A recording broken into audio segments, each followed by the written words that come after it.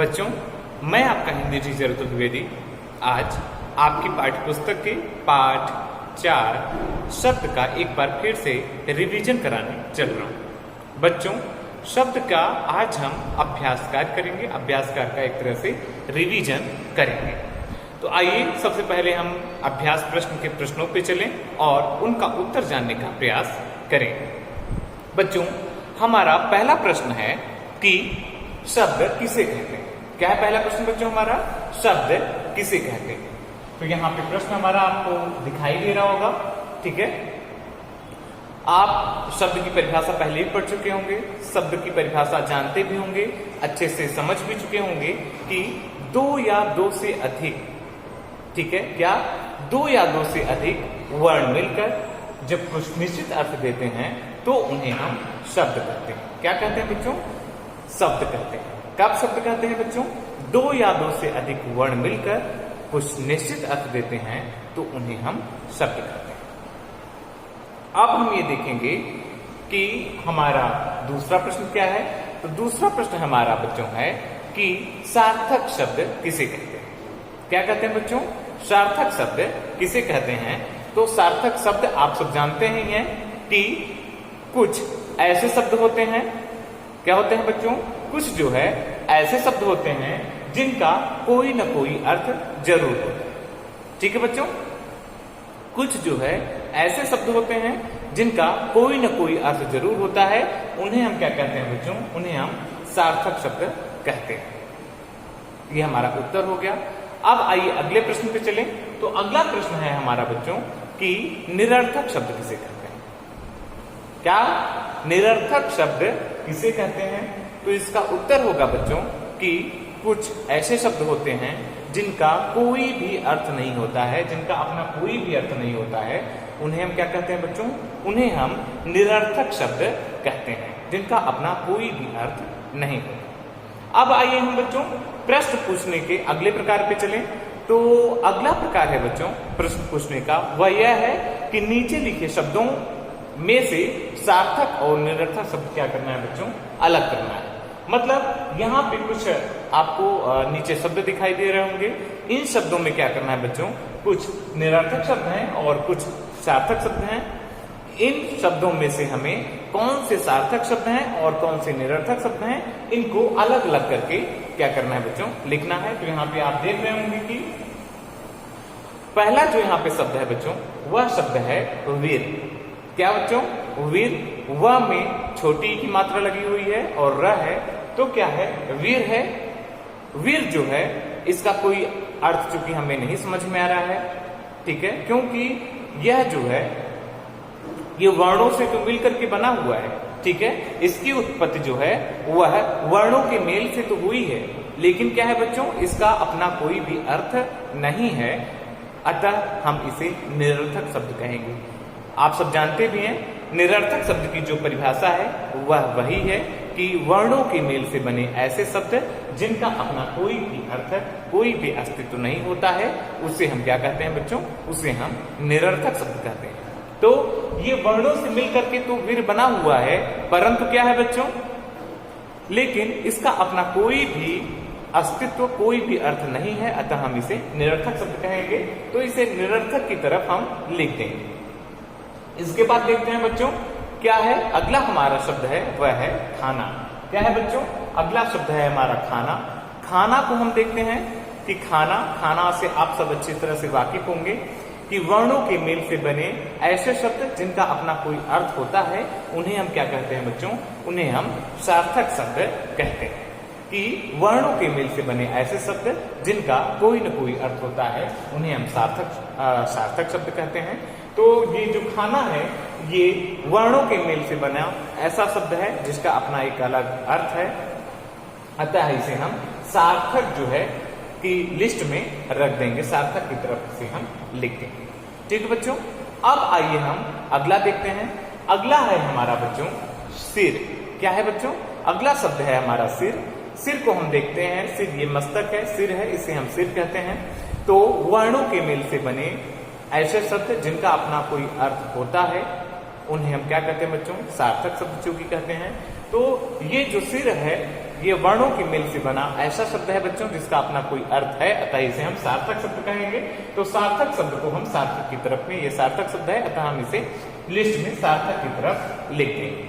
अब देखते हैं अगला हमारा शब्द है बच्चों, क्या है? कमल। क्या है बच्चों? कमल है। तो कमल ये सार्थक शब्द है कि नहीं ये देखते हैं। तो वर्णों के मेल से बने, वर्णों के मेल से बना ऐसा शब्द, ठीक है, जिसका कोई ना कोई अर्थ जरूर होता है। तो कमल आप सब जानते हैं सरोवर में खिलता है, लाल लाल भी होता है, व्हाइट यानी कि सफेद कलर का भी होता है, रंग का भी होता है। तो यह जो है वह सार्थक शब्द है, कोई न कोई अर्थ जरूर दे रहा है, अतः हम इसे सार्थक की तरफ लिख देंगे। अब आइए देखते हैं वह क्या है बच्चों। अगला हमारा शब्द यहाँ पे दिखाई दे रहा है, वह है वाना। क्या है बच्चों? वाना। अब यहाँ पे हम देखते हैं कि ये सार्थक है कि निरर्थक है। चूंकि वाना शब्द अपना कोई अर्थ नहीं दे रहा है, अतः यह निरर्थक होगा। निरर्थक चूंकि परिभाषा ही यही कहती है कि वर्णों के मेल से बने ऐसे शब्द जिनका अपना कोई भी अर्थ नहीं होता है, उन्हें हम क्या कहते हैं बच्चों? निरर्थक शब्द कहते हैं। तो चूंकि वाना का अपना कोई स्वतंत्र अस्तित्व या स्वतंत्र अर्थ नहीं है, अतः हम इसे निरर्थक शब्द कहेंगे और इसे निरर्थक की तरफ लिख देंगे। अब आइए देखते हैं वह है वमल। क्या है बच्चों? अगला हमारा शब्द है वमल। इस वमल शब्द में हम देखते हैं बच्चों कि वमल का कोई भी हमको मतलब समझ में नहीं आ रहा है, कोई भी चित्र हमारे दिमाग में नहीं बन रहा है। इसका मतलब है बच्चों कि वर्णों के मेल से बने ऐसे शब्द जिनका कोई भी अर्थ, कोई भी अस्तित्व ना हो, उसे हम क्या कहते हैं बच्चों? निरर्थक शब्द कहते हैं। अतः वमल को भी हम निरर्थक की तरफ लिख देंगे। अब हम देखते हैं बच्चों अगला है हमारा, वह है अगला शब्द वपड़ा है। ठीक है, वपड़ा, यह इसका उच्चारण करने से हमारे दिमाग में कोई भी चित्र वपड़ा का नहीं बनता। ठीक है, इसका मतलब यह निरर्थक होगा। या तो बच्चों निरर्थक की परिभाषा ही कहती है कि वर्णों के मेल से बने ऐसे शब्द जिनका कोई भी अर्थ न हो, ठीक है, उन्हें हम क्या कहते हैं? निरर्थक शब्द कहते हैं। अतः वपड़ा को हम जो है वह निरर्थक शब्दों की तरफ लिख देंगे। अब आइए देखते हैं बच्चों अगला हमारा शब्द है वह है वकड़ी। क्या है? अगला हमारा शब्द है वह है वकड़ी। वकड़ी को भी आप देख पा रहे होंगे कि वर्णों के मेल से तो बना है लेकिन अपना इसका कोई अर्थ नहीं है, अतः हम इसे क्या कहेंगे बच्चों? निरर्थक शब्द कहेंगे। अतः हम इसे निरर्थक की तरफ लिख देंगे। अब आइए देखते हैं अगला हमारा शब्द है कपड़ा। कपड़ा जो हमारा शब्द है वह सार्थक शब्द है, क्योंकि कपड़ा का जैसे ही हम जिक्र करते हैं तो वैसे हमारे इस कपड़े का चित्र जो है हमारे दिमाग में आ जाता है। हमारी शर्ट, हमारे पैंट, हमारी साड़ी, या मान लीजिए आपके पास में, बच्चियों के पास में, उनके पास में और भी तमाम तरह के वस्त्र होते हैं, तो इस कपड़े का बोध हमारे दिमाग में तुरंत जो है इसका चित्र छप जाता है। हमारे घर में भी तमाम तरह के कपड़े होंगे, जैसे रजाई हैं, गद्दे हैं, चादर है जिसे हम ओढ़ते हैं, तो वह सब क्या है बच्चों? कपड़े हैं। तो हम देखते हैं कि वर्णों के मेल से बने ऐसे शब्द जिनका अपना कोई अर्थ होता है, उन्हें हम क्या कहते हैं बच्चों? सार्थक शब्द कहते हैं। और चूंकि वपड़ा, कपड़ा जो है वह सार्थक शब्द है, अतः हम इसे सार्थक शब्दों की तरफ जो है वह लिखते हैं।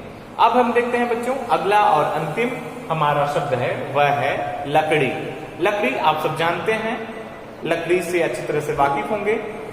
जैसे ही लकड़ी का हम दिमाग में अपने चित्र बनाते हैं, वैसे आप सब जानते हैं कि जो हमारी मेज है, हमारी कुर्सियां हैं, हमारे दरवाजे हैं, वह अधिकतर लकड़ी के ही बने होते हैं। लकड़ी का जैसे ही हम दिमाग में अपने ले आते हैं, मतलब वर्णों के मेल से बने ऐसे शब्द जिनका कोई न कोई अर्थ जरूर होता है, उन्हें हम क्या कहते हैं बच्चों? सार्थक शब्द कहते हैं। तो चूंकि लकड़ी का भी अपना एक स्वतंत्र और अस्तित्व है, अतः हम क्या कर सकते हैं बच्चों? इसे सार्थक शब्द कहेंगे और इसे सार्थक शब्दों की तरफ जो है वह लिख दें। ठीक है बच्चों, अब आइए हम प्रश्न पूछने के अगले प्रकार पे चलें। प्रश्न पूछने का हमारा अगला प्रकार है बच्चों, वह यह है कि सही कथन के आगे सही का निशान लगाना है। क्या है बच्चों? कि सही कथन के आगे सही का निशान लगाना है। मतलब एक वाक्य दिया गया है यहाँ पे आपको, वाक्य जो है, वाक्य के नीचे वह वाक्य क्या कह रहा है, या एक तरह से जो वाक्य है उसके नीचे 3 विकल्प दिए गए हैं, और हमें क्या करना है बच्चों? उन तीनों विकल्पों में से कोई एक विकल्प उस वाक्य के लिए सही होगा और उसी विकल्प पे हमें क्या करना है बच्चों, सही का निशान लगाना है। तो आइए देखते हैं कि हमारा विकल्प क्या है। पहला विकल्प क्या है, तो हम देखते हैं कि वर्णों के मेल को क्या कहते हैं। ठीक है, वर्णों के मेल को क्या कहते हैं, इसके लिए 3 विकल्प यहाँ पे दिए गए हैं। पहला है शब्द, और दूसरा है संज्ञा, और तीसरा है बच्चों वाक्य। शब्द, संज्ञा और वाक्य। हम वर्णों के मेल को क्या कहते हैं, तो आप सब परिभाषा जानते ही होंगे कि वर्णों के मेल को क्या कहते हैं बच्चों, हम शब्द कहते हैं। क्या कहते हैं बच्चों, वर्णों के मेल को हम शब्द कहते हैं। इसकी परिभाषा ही यही कहती है कि, क्या कहती है बच्चों परिभाषा, कि 2 या 2 से अधिक वर्णों के मेल को, ठीक है, सार्थक मेल को हम क्या कहते हैं बच्चों, शब्द कहते हैं। इसी तरह से वर्णों के मेल को हम क्या कहेंगे बच्चों, शब्द कहेंगे। तो इसका जो विकल्प अ है वह सही माना जाएगा, तो इसमें हम सही का निशान लगा देंगे। अब हम आगे देखते हैं ख की तरफ। जो हमारा वाक्य है वह यह है बच्चों कि जिन शब्दों का कोई भी अर्थ नहीं होता, या जिन शब्दों का जिन शब्दों का कोई अर्थ होता है उन्हें हम क्या कहते हैं। तो जिन शब्दों का कोई भी अर्थ होता है उसे क्या कहते हैं, उसके लिए 3 विकल्प दिए गए हैं बच्चों। पहला है सार्थक शब्द, दूसरा है ब निरर्थक शब्द, और तीसरा है स विकारी शब्द। तो आप सब जानते हैं बच्चों कि जिन शब्दों का कोई अर्थ होता है उन्हें हम क्या कहते हैं बच्चों, सार्थक शब्द कहते हैं। और सार्थक शब्द की परिभाषा ही यही कहती है बच्चों कि वर्णों के मेल से बने ऐसे शब्द जिनका कोई अर्थ होता हो, मतलब कुछ न कुछ जरूर अर्थ होता हो, उन्हें हम क्या कहेंगे, उन्हें हम सार्थक शब्द कहेंगे। अतः जो इसका अ विकल्प है सार्थक शब्द, उस पर हम क्या करेंगे, सही का निशान लगा देंगे। अब आइए देखते हैं प्रश्न हमारा जो अगला है वाक्य ग, वह है बच्चों कि जिन शब्दों का कोई भी अर्थ नहीं होता है उन्हें हम क्या कहते हैं, या वे क्या कहलाते हैं।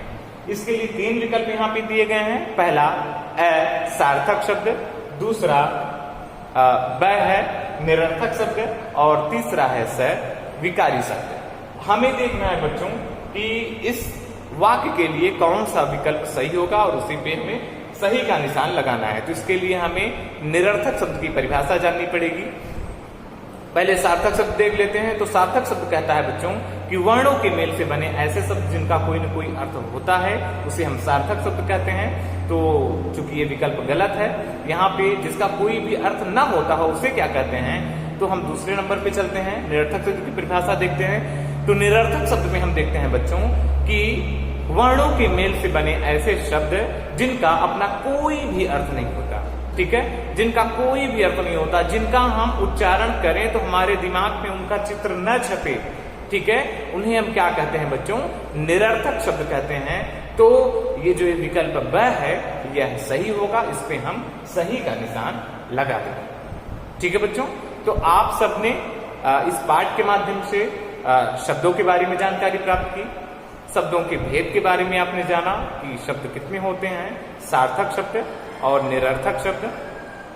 ठीक है, सार्थक शब्दों के बारे में आपने जाना और निरर्थक शब्दों के बारे में आपने जानकारी प्राप्त की। आपने जो है बच्चों वह सार्थक शब्द और निरर्थक शब्दों की आपने पहचान करनी आपने सीखी, और यहाँ पे आपने शब्द की, सार्थक शब्द की और निरर्थक शब्दों की जो है वह परिभाषाएं भी आपने देखी। ठीक है बच्चों, तो आज के लिए इस वीडियो से और इस पाठ से बस इतना ही। धन्यवाद।